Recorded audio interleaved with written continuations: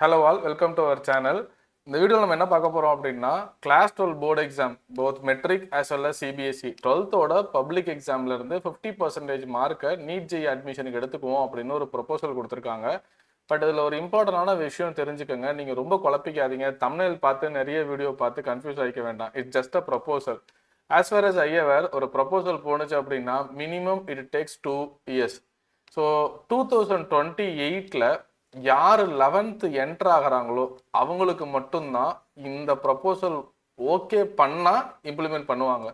So இப்போ இருக்க 11th இப்போ இருக்க 12th ஒரி பண்ணிக்கவே தேவையில்லை. அதை கன்வே பண்ணுறதுக்காக மட்டும்தான் இந்த வீடியோ. சரி, இந்த மாதிரி எதுக்கு கொண்டு வராங்க அப்படின்னு பார்த்தீங்கன்னா, இந்த ஜேஇ நீட் கோச்சிங் போகிறவங்களால மட்டும்தான் இந்த எக்ஸாம் கிளியர் பண்ண முடியும். போர்டு எக்ஸாம் நல்லா படித்தோம், இந்த காம்படிட்டிவ் எக்ஸாமில் எந்த ஒரு ரோலும் இல்லை, ஜஸ்ட் ஒரு எலிஜிபிலிட்டி மார்க்காக மட்டும் தான் கன்சிடர் பண்ணுறாங்க.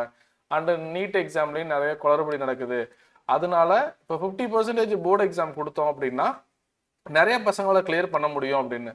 மோரோவர் இன்னொரு பெரிய பக் என்ன அப்படின்னா, இந்த எக்ஸாம் கிளியர் பண்ணுறவங்க போர்டு எக்ஸாம், ஃபார் எக்ஸாம்பிள் இந்தியாவில் பெரிய பெரிய இன்ஸ்டியூட் போர்டு எக்ஸாமை இவங்க கண்டுக்கிறதே இல்லை.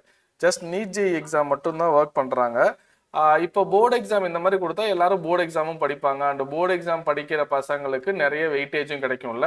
ஜேஇ ஒரு நார்மலாக எழுதுறாங்க, பட் போர்டில் செம்மையாக பெர்ஃபார்ம் பண்ணாங்கன்னா அவங்களால இந்த சீட்டு வாங்க முடியும் அப்படிங்கிற கான்செப்ட் தான்.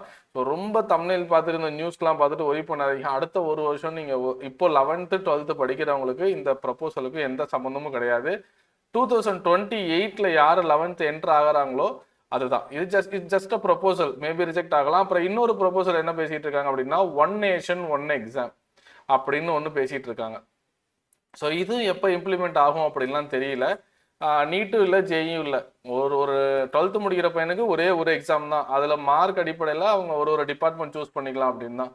ஸோ எதையாவது தம்ப்நெயில் பார்த்து குழப்பிக்கிட்டு நம்ம பையனை போர்டு படித்தா போதும், இல்லை நீட் ஜேஇ மட்டும் படித்தா போதும் அப்படின்னு இப்போ 11th 12th படிச்சுட்டு இருக்க பசங்க ஒரி பண்ண வேண்டாம். Stay positive, stay strong, keep on வாட்சிங்.